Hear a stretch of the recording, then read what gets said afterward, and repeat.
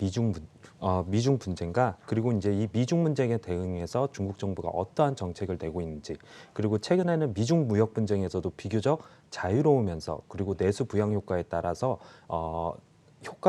내수 부양 효과에 따른 이제 수혜가 기대되는 중국 친환경차 그리고 2차 전지 관련된 시장에 대해서 준비하였습니다. 네, 사실 최근 미국과 중국의 갈등이 재고조가 되고 있고 정말 일촉즉발의 위기 상황에 처해 있다. 이런 기사들이 속속 나오는 가운데 그 중국과 미국의 논란의 핵심에는 반도체 산업이 있지 않습니까? 이 네. 부분에 대해서는 어떻게 저희가 해석해 보면 좋을까요? 네, 먼저 첫 번째 이제 반도체에 대해서 최근에 이제 많은 분쟁이 있는데요. 지난 5월 15일 미국 상무부가 미국이 개발한 반도체 장비 및 소프트웨어 기술을 사용해서 제3국에서 생산한 반도체를 화웨이에 수출하려면 허가가 필요하다고 언급하였습니다. 또한 이제 5월 18일에는 글로벌 1위 파운드리 업체인 TSMC가 미국 정부의 대중국 반도체 수출 규제에 맞추어서 화웨이로부터 더 이상 신규 수주를 받지 않겠다고 언급했는데요. 2019년 5월 대만 TSMC가 화웨이 자회사인 하이실리콘이 설계한 반도체 대부분을 이제 제조하면서 결국은 중국의 이제 화웨이 같은 경우는 하이실리콘이 디자인하고요. 그리고 이제 TSMC가 위탁 생산하는 방식으로 미국의 이제 규제를 피했었는데요. 이번 조치로 인해서 화웨이가 자사 AP와 모뎀 칩을 탑재한 스마트폰을 제조하기는 이제 어려워진 상황입니다. 이로 인해 화웨이 같은 경우는 두 가지 방법이 있습니다. 하나는 중국의 최대 반도체 위탁 생산 업체인 SMIC의 위탁 생산을 맡기거나 네. 아니면 대만의 미디어텍이 개발한 AP와 모뎀 칩을 사용할 수밖에 없는 상황인데요. 이 부분에도 또한 아쉬움이 있습니다. 중국 최대 파운드리 업체인 SMIC 같은 경우는 현재 14나노 공정 제품까지만 생산이 가능하여서 기존의 TSMC가 대부분 디자인했던 제품이 다 7나노 공정입니다. 그래서 이 제품들은 현재는 생산할 수가 없고요. 또한 미디어텍에서 개발한 칩 같은 경우는 퀄컴이나 아니면 하이실리콘이 개발한 칩보다는 성능이 낮아서 이를 채용할 경우 제품의 성능이 다소 저하될 수 있다는 단점이 있습니다. 그래서 이제 중국 정부도 이런 이제 반도체 산업의 어려움들을 이제 인식했고요. 네. 그래서 5월 22일 날 중국 중앙정부와 상해시 정부가 운영하는 펀드가 22억 5천만 달러의 자금을 SMIC에 투자한다고 밝혔습니다. 그래서 SMIC의 상해 공장 14나노 공장 같은 경우도 캐파를 확대한다고 했고요. 네. 또 12나노 공정도 현재 개발 중이거든요. 이 부분에도 좀 더 사용할 수 있을 것으로 밝혀지고 있습니다. 또한 이제 SMIC가 현재는 홍콩 그리고 이제 미국의 ADR 형태로 상장돼 있는데요. 상해 증권거래소 과학 창업판에 동시 상장도 이제 추진하고 있고 오늘 뉴스가 나온 게 상장 허가를 받았습니다. 아, 그래서 네. 과학 창업판 같은 경우 당연히 밸류에이션이 높거든요. 네. 그래서 이 SMIC가 과학 창업판에 상장할 경우 당연히 밸류에이션 더 높게 받을 수 있고 또 여기를 통해서 조달한 자금을 향후에 이제 또 연구 개발에 쓸 수 있다는 장점들이 있습니다. 그래서 중국 정부가 이런 이제 또 대책들을 마련하고 있고요. 또한 최근에 이런 방법들도 있습니다. 네. 저희가 이제 먼저 일본이 한국향 반도체 핵심 소재 수출을 이제 규제했을 경우 아, 작년이었죠? 네, 맞습니다. 그래서 그때 이제 한국 정부 같은 경우 아니면 반도체 업체 같은 경우 소재 국산화를 통해서 이를 이제 아. 해결했던 방법들이 있거든요. 네네. 중국 정부도 비슷하게 간다는 말씀이신가요? 네, 맞습니다. 그래서 중국 정부도 최근에 나오고 있는 내용들은 네. 결국은 뭐 미국의 어플라이드 머티리얼스나 램 리서치 아니면 이제 소재 회사들 아니면 반도체 소프트웨어 네. 업체들 같은 경우도 대부분 다 유망한 기업들은 다 미국에 있습니다. 그쵸. 그래서 이런 부분들에서 결국은 제재를 받을 수밖에 없으니까요. 네, 맞습니다. 그래서 그런 부분의 수출을 뭐 수입을 하려고 하더라도 건건으로 이제 미국 상무부의 허가를 받아야 되기 네. 때문에 미국의 눈치를 볼 수밖에 그쵸. 없는 상황입니다. 그래서 이제 미국으로부터 보다 자유롭게 하기 위해서 중국 반도체도 이제 국산화를 이제 추진 중인데요. 대표적인 업체는 뭐 중국의 이제 장비 업체인 북방화창이 있습니다. 북방화창 경우는 이제 북경시 시정부가 가지고 있는 기업인데요. 중국에서 최대로 큰 반도체 장비 회사입니다. 이런 기업들이 앞으로 이제 좀 관련된 장비나 이런 부분에서 수요가 늘어날 수 있을 것으로 보고 있고요. 앞서 언급했었던 중국의 최대 파운드리 업체인 SMIC 같은 경우도 결국은 하이실리콘 관련된 물량들도 14나노 공정을 최근에 많이 수주를 하고 있거든요. 그래서 보다 미세화된 공정에 대한 관련된 제품은 수주를 받고 또한 중국 정부의 적극적인 이제 자금 조달 지원책을 받아서 앞으로도 이제 뭐 생산력 확대나 아니면 이제 차세대 미세화 공정에서도 좀 더 개발을 박차를 가할 수 있기 때문에 또 수혜가 예상됩니다. 또한 이제 장전 테크놀로지라고 있거든요. 네. 장전 테크놀로지 같은 경우도 이제 중국에 직간접적으로 중국 정부가 소유한 기업입니다. 그래서 이 기업 같은 경우도 결국은 SMIC가 파운드리를 통해서 생산한 제품들을 이 장전 테크놀로지가 이제 결국은 후공정을 통해서 마무리하는 작업들이 있을 건데요. 그래서 뭐 SMIC 아니면 북방 화창 아니면 이제 장전 테크놀로지 이런 기업들이 좀 수혜를 받을 것으로 보고 있습니다. 다만 아쉬운 거는 장전 테크놀로지 같은 경우는 작년에 후광통 종목에서 편출이 되었고요. 네. 6월 달에 만약 편입이 된다면 저희가 다시 외국인들도 매매할 수 있는 종목이기 때문에 관심 있게 보시면 좋을 것 같고요. 현재 시점에서는 SMIC나 아니면 이제 북방 화창이 좀 더 시장에서 더 핫할 것으로 보고 있습니다. 네, 먼저 첫 번째로 미국과 중국의 분쟁이 정말 재점화가 되고 있는 상황 속에서 다양한 방면으로 이게 확산이 되고 있잖아요. 그중 첫 번째로 이제 반도체 산업에 대한 전반적인 이야기를 들어봤는데요. 두 번째로 또 관련해서 미중 양국 간의 경제 이슈 어떤 부분을 저희가 주목해 보면 좋을까요? 최근에는 이제 미국에 상장된 중국 기업에 대해서 미국 뭐 상원의원 쪽에서 규제 및 관리를 강화한다는 그런 이제 법안이 통과가 되었거든요. 자세하게 보게 되면 5월 21일 날 미국 상원에서 외국 기업 책임법을 만장일치로 통과했습니다. 네. 현재는 이제 하원 표결 절차만 남아 있는 상황인데요. 외국 기업 책임법의 이제 내용을 보게 되면 미국 증시에 상장된 외국 기업이 외국 정부의 소유이거나 외국 정부에 통제되지 않는다는 사실을 증명하고 이를 증명하도록 규정하고 있고요. 또한 미국 상장 회계감독관리위원회 기준 회계감사를 3년 연속 통과하지 못하면 주식을 거래하지 못하도록 하는 내용이 있습니다. 즉 상장 폐지를 시키겠다는 내용이 포함되어 있습니다. 네. 그래서 이 법 같은 경우 결국은 미국 증시에 미국 자본시장에 접근하는 모든 외국 기업들이 적용을 받지만요. 그 중에서도 가장 타겟이 되고 있는 건 바로 중국입니다. 법안을 공동 발의한 크리스 베놀런 민주당 상원의안을 보게 되면요. 이런 언급을 했습니다. 너무 오랫동안 중국 기업들이 미국의 보고 기준을 무시해서 미국 투자자들을 호도했다. 이렇게 네. 이제 지적하기도 했는데요. 그러니까 외국 기업들을 상대로 외국 기업 책임법을 만장일치로 통과시켰지만 사실상 중국 기업을 겨냥했다고 볼 수 있겠네요. 네, 맞습니다. 그래서 이렇게 될 경우는 이 법안이 나오기 전에 최근에 루이싱 커피 사태가 있었습니다. 네네네. 나스닥에 상장도 있었죠. 맞습니다. 나스닥에 상장돼 있고 중국의 이제 1위 커피 프랜차이즈 업체인데요. 재무회계 조작 사건으로 인해서 네. 현재는 거래가 되고는 있지만 오. 주가는 많이 급락한 상황이고요. 네. 이 사건이 터지고 나서 또 최근에 나왔던 게 GSX라는 기업들도요. 아니면 뭐 탈 에듀케이션 같은 그런 기업들도 네. 결국은 이제 숏 보고서들이 나오고 헤지펀드에 이제 먹잇감이 되는 그런 상황들이 있는데요. 이런 기업들의 이제 재무회계 문제들이 네. 있었고요. 그거에 근거해서 결국은 이제 외국 기업 책임법까지 오. 언급이 되고 있습니다. 그래서 이게 나오게 될 경우 결국은 중국 정부가 직접적으로 아니면 간접적으로 뭐 통제하고 있는 기업에 대해서는 당연히 제재가 가할 거고요. 또 재무 조작에 논란들이 있는 기업들 같은 경우 상장 폐지도 될 가능성이 높기 때문에 미국에 상장된 중국 기업들이 이제 좀 리스크가 확대될 수 있다는 단점들이 있습니다.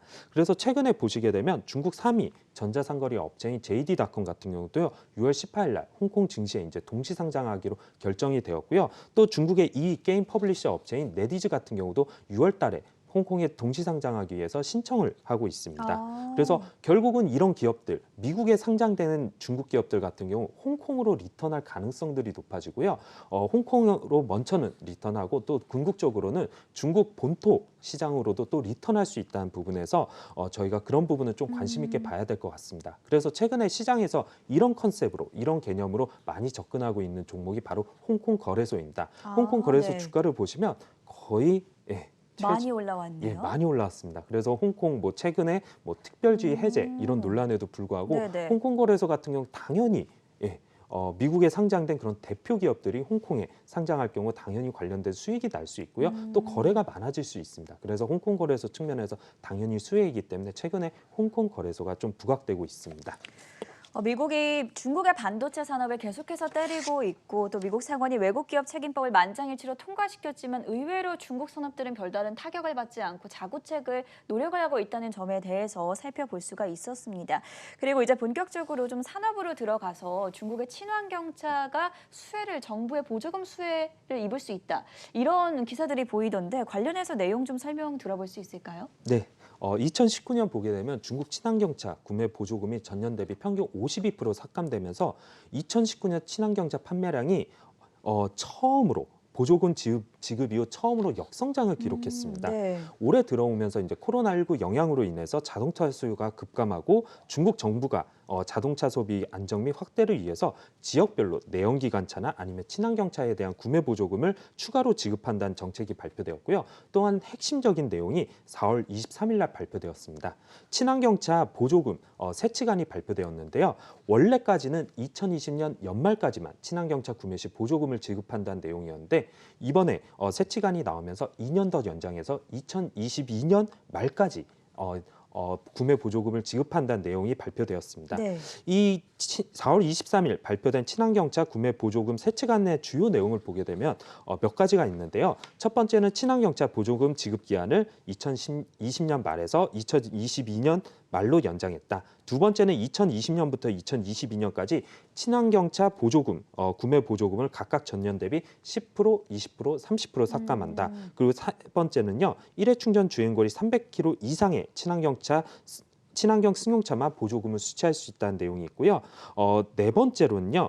2020년부터 친환경차 승용차 판매 금액이 30만 이하인 경우에만 구매 보조금이 수취 가능하다. 다만 배터리 교환식 같은 경우는 배터리 교환식 친환경차 같은 경우는 판매 금액이 30만 원 이상이라도 보조금을 수취할 수 있다는 등등의 내용이 포함되었습니다. 네.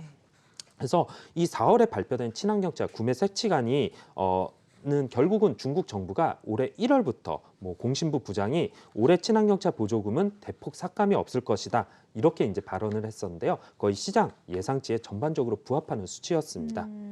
올해 중국의 친환경차 시장을 보게 되면요.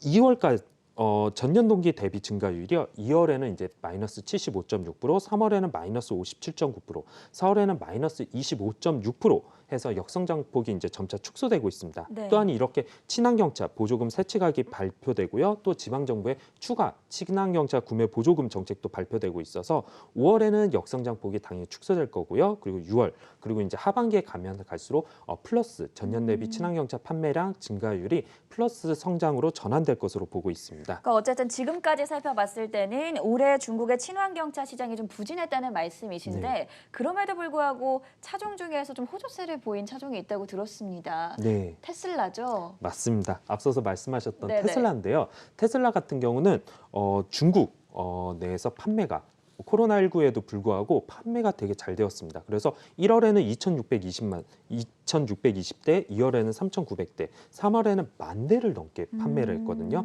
그래서 중국 전체 판매 3월 기준으로만 봐도 중국 전기차 판매량 중 이 단일 모델이 20% 이상을 차지했습니다. 네. 4월 같은 경우는 이제 조금 빠졌었거든요. 이제 3,000대 넘게로 이제 좀 빠졌는데 그 이유를 제가 찾아보니까요. 4월 23일 날 친환경차 보조금 세치간이 발표됐는데 이 내용을 보게 되면 30만 위안 이상의 친환경차는 보조금을 받을 수 없게 되었습니다. 근데 테슬라가 딱 30만 위안이 넘었거든요. 네. 그래서 받지 못하게 되고 24일 날 오히려 테슬라가 스탠다드 모델하고 롱레인지 모델에 대해서 보조금 제품 가격을 오히려 4,500위안, 5,000위안 인상했습니다. 그래서 네. 오히려 소비 저항 효과가 있었고요. 테슬라가 아차 싶었는지 29일에는 다시 스탠다드 모델을 가격을 거의 10% 정도 인하해서 29만 원 위안대로 내렸습니다. 그러니까 보조금을 받을 수 있도록이요? 네, 맞습니다. 그래서 4월 29일 이후부터는 다시 모델 3 스탠다드 모델 같은 경우는 네. 보조금을 받을 수 있게 되어서 이제 5월부터는 판매량이 회복될 것으로 보고 있습니다. 또한 이제 최근에 또 테슬라의 상해 기가팩토리 관련돼서 몇 가지 호재들이 이제 발표가 되었는데요. 현재 이제 상해 기가팩토리 1기 같은 경우 생산 능력이 20만 대 정도입니다. 근데 2기가 착공이 되었고 건설 중이라는 얘기는 들었는데요. 코로나 때문에 좀 미뤄질 거로 봤거든요. 그런데 올해 연말까지 2기가 완공이 됩니다. 네. 그러면 연간 생산 능력은 20만 대에서 50만 대까지 확대가 됩니다. 그리고 또 나온 뉴스가요. 최근에 미국에서 모델 Y가 판매가 괜찮다라는 얘기가 나오고 네. 있잖아요. 모델 Y가 중국에는 내년 1분기에 양산이 시작된다고 했습니다. 그래서 모델 3도 판매가 좋지만요. 또 모델 Y도. 내년에는 모델 Y까지 붙을 수 있기 때문에 이런 부분들이 긍정적이고요. 이 상해 기가팩토리에 모델 3나 모델 Y에 2차 전지를 납품하는 업체가 있습니다. 하나는 중국 1위 2차 전지 업체인 CATL이 있고요. 두 번째는 저희도 알고 있는 한국의 유명한 기업인 LG화학이 있습니다. 네네. 이 LG화학 중국 공장과 CATL이 중국 상해 기가팩토리에 모델 3나 모델 I에 이제 2차 전지를 납품하고 있기 때문에 이와 관련된 서플라이 체인의 수혜가 예상됩니다. 테슬라가 확실히 좀 핫한 종목인 건 맞는 네. 것 같아요. 저도 주변에서 보다 보면 요새 한국에서도 테슬라 전기 차량이 많이 보이는데 중국에서 이렇게 친환경차 판매량이 회복되고 특히나 테슬라의 인기가 높아지면서 관련되는 수혜 업종으로 또 어떤 종목을 꼽을 수 있는지 그 부분에 대해서도 좀 자세하게 설명 들어보겠습니다. 네, 정말 제일 좋은 건 CATL이거든요. 근데 CATL은 300750이라서 네. 신천증권거래소 창업판에 상장돼 있습니다. 그래서 아. 외국인 개인이 매매할 수 없는 종목이라서 네네. 너무 아쉽고요. 그래서 이제 제가 찾아보니까 이 CATL 그리고 또 LG화학의 서플라이 체인에 포함된 2차 전지 소재 업체 같은 경우는 이제 수혜를 받을 수 있을 것으로 보았습니다. 네. 그래서 첫 번째 업체는 글로벌 1위 습식 분리막 생산 기업인 창신 신소재입니다. 이 회사 같은 경우는 중국의 대표 기업인 CATL, BID, 쿠커나이텐크, 파라시스 이런 데 중국 대표 2차 전지에 다 납품하고 있고요. 글로벌 업체인 LG화학, 삼성, SDI, 파나소닉에도 분리막을 납품하고 있습니다. 네. 이 회사 투자 포인트 크게 세 가지로 볼 수 있습니다. 앞서 말씀드렸던 것처럼 보조금, 친환경차 보조금이 연장안이 발표됨에 따라서 이제 결국은 하반기 가면 갈수록 플러스 친환경차 시장 자체가 이제 회복될 거고요. 특히 모델 3 판매 호조수가 이어질 것으로 보고 있습니다. 그래서 CATL이나 LG화학 같은 경우도 2차 전지 출하량이 늘어나면서 관련된 분리막 수요도 확대될 수 있다는 게 첫 번째 투자 포인트고요. 두 번째는 회사 같은 경우 이제 작년에도 중국 2위 습식 분리막 기업인 소주첨력이라는 업체를 인수했습니다. 네. 또한 올해 같은 경우 쭈하이나 짱시나 우시에 신규 공장을 건설 중인데요. 이게 완공하게 될 경우 기존 대비해서 생산 능력이 22%나 확대가 됩니다. 그리고 또 신규 공장 같은 경우는 새로운 기술 그리고 이제 대규모 캐파가 있다 보니까 기존 라인 대비해서 생산 효과가 낮거든요. 그래서 가동이 되면 될수록 생산 효과가 낮아져서 가격 경쟁력이 있다는 게 이 회사의 투자 포인트입니다. 또한 마지막으로 네. 최근에 유가가 그래도 1분기나 4월 달에 좀 낮은 수준을 유지했는데요. 그쵸. 이 분리막의 주 원료가 PEPP입니다. 이 가격이 떨어졌습니다. 네. 그래서 2분기 같은 경우는 낮아진 원재료가 투입이 되면서 스프레드가 확대될 수 있다는 부분이 있습니다. 테슬라 모델 3가 중국에서 판매 호조를 보임에 따라 수혜를 받을 수 있는 기업 첫 번째로 창신 신소재를 꼽아주셨습니다. 두 번째 수혜 종목은 어떤 기업일까요? 네. 두 번째 기업은 박테레라는 기업이고요. 우리나라로 치면 이제 포스코, 캠텍과 같은 음극재 생산 기업입니다. 네네. 중국 3위 음극재 생산 기업인데요. 이 기업도 중국의 유명한 2차 전지 업체 아니면 이제 해외 업체 같은 경우도 납품을 하고 있습니다. 이 회사 같은 경우는 CATL량 이제 매출 비중이 22.6%로 단일 고객 중 가장 큰 비중을 차지하고 있고요. 이 회사 같은 경우 음극재 시장에서는 3위, 그리고 인조흑연 시장에서는 점유율이 22.4% 거의 1위를 차지하는 기업입니다. 그래서 중국 같은 경우도 천연흑연보다는 인조흑연, 음극재 시장이 이제 빠르게 성장하고 있는데 거기에서 이제 주도하고 있는 업체라고 볼 수 있고요. 투자 포인트는 다음과 같습니다. 친환경차 판매량 회복되고 네. 특히 이제 CATL 쪽에 공급량이 이제 2차 전지 출하량이 늘어나면서 이 회사 같은 경우 CATL 향 매출액 비중이 높다 보니까 수혜를 얻을 수 있다는 거고요. 또 하나는 생산 능력이 2019년 말 기준으로 5만 톤입니다. 네. 근데 올해도 또 2020년에도 또 한 2만 톤 정도 계속 증가하겠고 또 그다음에 3만 톤이 또 준비되어 있습니다. 네. 그래서 캐파가 계속 늘어나면서 늘어나는 수요에 맞춰서 생산량이 확대될 수 있다는 게 이 회사의 투자 포인트라고 보시면 됩니다. 이렇게 오늘 두 가지 테슬라와 관련된 그런 종목들 소개를 해주셨는데 사실 저는 들으면서 궁금했던 점이 테슬라가 사실 미국 기업이잖아요. 네. 미국 기업임에도 불구하고 그리고 미국과 중국의 사이가 그다지 좋지 않음에도 불구하고 네. 테슬라가 중국에서 왜 이렇게 인기가 많을까요? 이거는 자료로도 별로 얘기는 안 했는데요. 네네.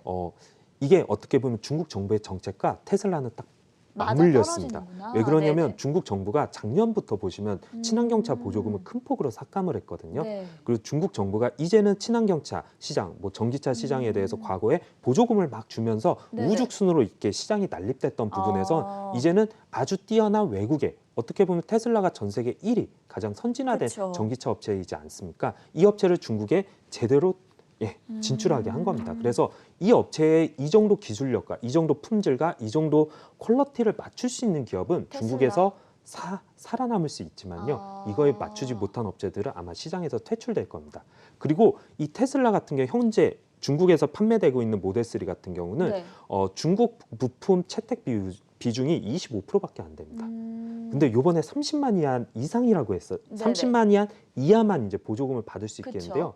이게 되게 중국 정부가 잘 머리를 쓴 게 음. 30만 위안 이하로 떨어뜨리려면 그리고 지속적으로 생산 원가를 낮추려면 네. 중국 부품을 많이 써야 됩니다. 아, 좀 가격이 저렴하니까. 네, 맞습니다. 아. 그리고 중국 정부 입장에서는 네네. 결국은 테슬라 완성차 조립은 테슬라가 하고 있지만 핵심 기술은 갖고 있지만 관련된 부품 업체가 테슬라에 납품될 정도고 그 정도 퀄리티를 맞출 수 있는 기술 정도면 네네. 결국은 향후에 이런 업체들이 경쟁력을 가질 수 있고요. 그쵸. 나중에 많은 중국의 전기차 업체들이 네네. 경쟁력을 가져서 그쵸. 결국은 테슬라를 아. 도입했지만 결국은 중국 정부가 결국은 중국 글로벌 전기차 시장을 장악해 나가기 장악하기 위해서 테슬라를 이용한다. 맞습니다. 뭐 이렇게 볼 수 있겠네요. 예, 맞습니다. 아. 그래서 테슬라 같은 경우는 저도 상해 기가팩토리 1기 공장 그렇게 큰 공장이 1년 만에 완공된 거 처음 봤고요. 코로나19 때문에 올해는 더 늦어질 거라 네, 생각했거든요. 그렇죠. 근데 올해는 거의 1년도 안 돼가지고 아. 완공이 되는 겁니다. 그리고 작년에도 뉴스가 나왔던 게 이 네네. 공장을 이 정도 하려면 테슬라 같은 경우 자금이 많이 필요한데요. 중국 상업은행이 대규모로 저리로 대출을 해준 겁니다. 오히려. 예, 그래서 적극적으로 너희가 생산 캐파 늘려라. 네. 그리고 너희가 더 적극적으로 공장을 아. 건설해라. 그래서 그 판을 다 깔아주고 있고 결국은 테슬라의 기술력에 맞춘 기업들만 살아남고 나머지는 퇴출되고 맞춘 기업들이 아마 나중에는 글로벌 전기차 시장을 선도하게 하고자 하는 중국 정부의 숨은 빅픽처다. 의도가 있습니다.